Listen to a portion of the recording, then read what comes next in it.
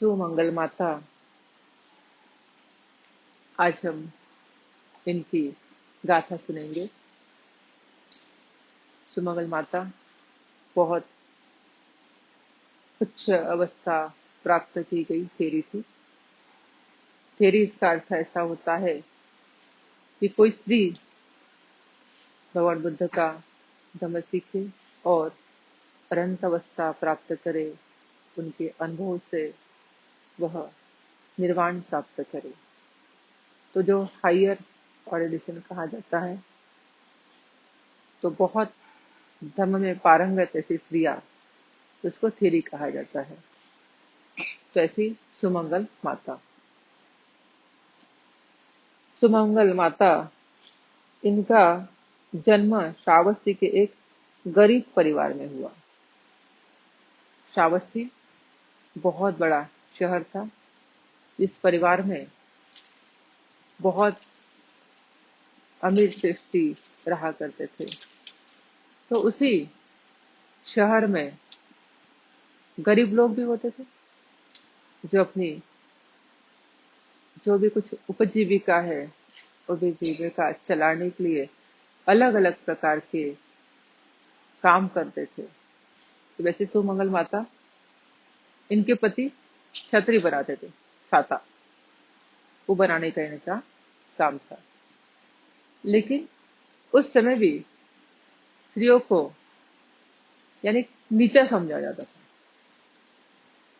उनके पति सुमंगल माता को बहुत नीचा समझते थे कि उनसे ऐसा लगता था कि स्त्रियां सिर्फ बर्तन धोने के लिए है, कपड़े धोने के लिए और खाना बनाने के लिए, इसके लिए उसका उपयोग किया जाए और बाकी स्त्रियां कुछ काम नहीं कर सकती। तो उसे वो बहुत बुरी तरह से ट्रीट करता था। तो सुमंगल माता का एक बेटा हुआ और वह धार्मिक होने के कारण भगवान बुद्ध के प्रवचन सुनने जाती थी, क्योंकि श्रावस्ती में भगवान बुद्ध ने तो 25 वर्षावास किए।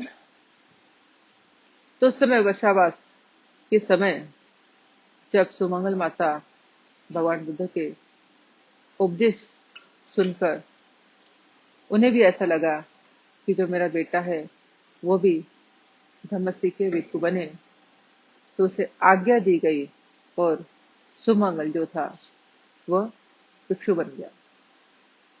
सुमंगल माता, इनका जो बेटा उसका ना तो भिक्षु बन गया। भिक्षु बनने के बाद जब वो हर शहर जाता था, उपदेश देता था, तो उसे ऐसा लगा कि जिस प्रकार मेरा जो बेटा है, जो निर्वाण का साक्षात्कार उसने किया है, तो क्यों ना मैं भी यह करूं। क्योंकि भगवान बुद्ध ने तो स्त्रियों को परमिशन दी है कि वह भी दीक्षा ले सकती है और धम्म सीख सकती है और निर्वाण प्राप्त कर सकती है। तो उस समय उन्होंने डिसीजन लिया और वो भगवान बुद्ध के पास जाती है और भगवान बुद्ध से आज्ञा प्राप्त करती है और महाप्रजापति गौतमी इनके पास जाके प्रवचित होती है। सुमंगल बहुत बड़े भिक्षु थे और उनके ही परिचय से इनका नाम सुमंगल माता पड़ा है, क्योंकि सब कहते हैं कि सुमंगल बंटी जी के ये जो है माता है, इसलिए उनके ही नाम से उनका नाम जोड़ा गया है। तो इस प्रकार प्रजापति गौतमी से धम्म सीख के यह उच्च अवस्था प्राप्त करती है, अनंत अवस्था प्राप्त करती है और अनंत अवस्था प्राप्त करने के बाद उसके मुख से उदान निकलता है। अच्छे जो शब्द होते हैं, जैसे उदान कहा जाता है, प्रीति के जो शब्द होते हैं, जब कोई इंसान दुख मुक्त होता है तो उस समय उसके मन से प्रीति यानी आनंद, एक मोदिता, तो उसके शब्द निकलते हैं। तो उसी शब्द में वो भगवान बुद्ध की प्रशंसा भी करती है। कहती है कि अहो मैं मुक्त नारी हूं, तो मैं मुक्त स्त्री हूं। मेरी मुक्ति के बहुत सारे साधन हैं, और यह मेरी मुक्ति कितनी धन्य है। यानी मुक्ति अवस्था, वो तृष्णा मुक्त हो चुकी है, निर्वाण प्राप्त कर चुकी है, अनंत अवस्था प्राप्त है उसे। तो वो कहती है कि मैं तृष्णा से मुक्त हो चुकी हूँ और ये मेरी मुक्ति कितनी अच्छी है, जो भलाई करती है, मेरी भलाई है और औरों की भी भलाई करती है। पहले मैं मुसल लेकर धान कुटा करती थी। अब पूर्व काल में कैसा होता था, जैसे अभी चक्किया है जिसमें आटा पिसवा सकते हैं हम, लेकिन पूर्व काल में कुछ ऐसा होता था, एक बड़ा बर्तन जिसमें वो धान डाल के कूटा जाता था और उससे जो चावल बाहर आते थे तो उसी के ऊपर उनका भोजन तैयार होता था। तो वो कहती है कि पहले मैं मुसल में धान कूट कर क्या करती थी, मेरा जीवन चलाती थी।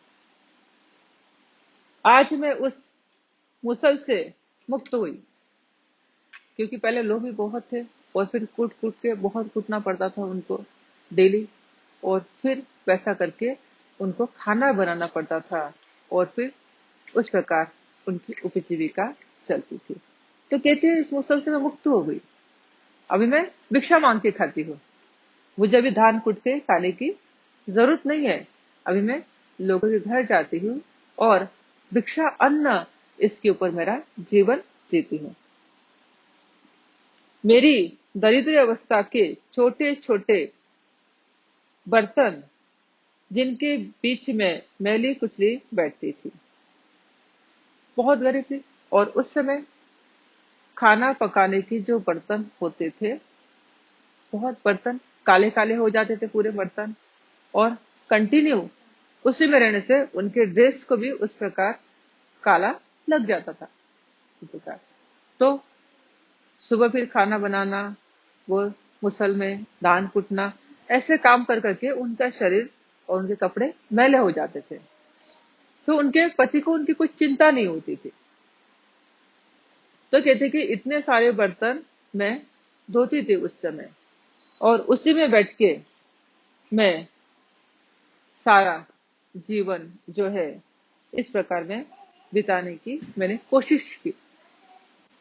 मेरा निर्लज्ज पति मुझे उन छातों से भी तुच्छ समझता था जिन्हें वह अपनी जीविका के लिए बनाता था।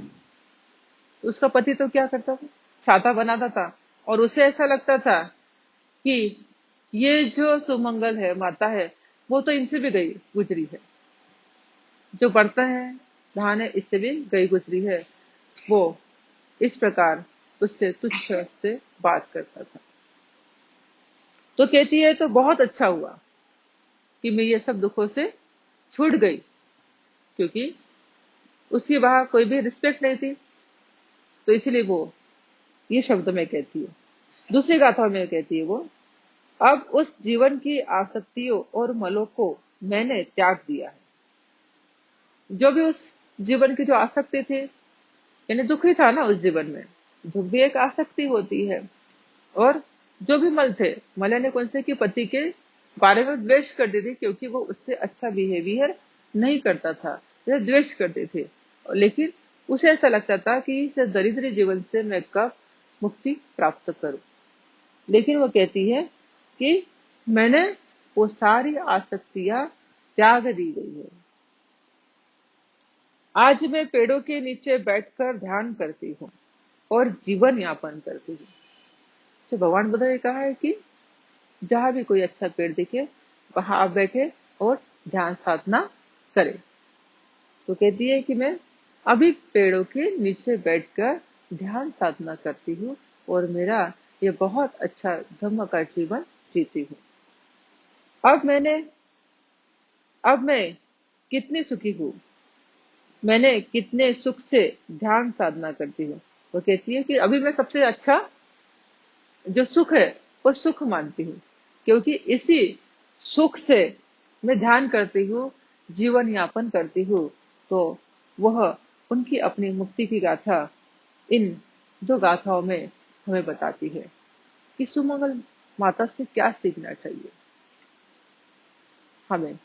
तो सुमंगल माता से सीखना चाहिए कि जिस प्रकार उसने अपनी दरिद्र अवस्था का जो जीवन है वो छोड़ के धम्म के मार्ग पर वो आई है।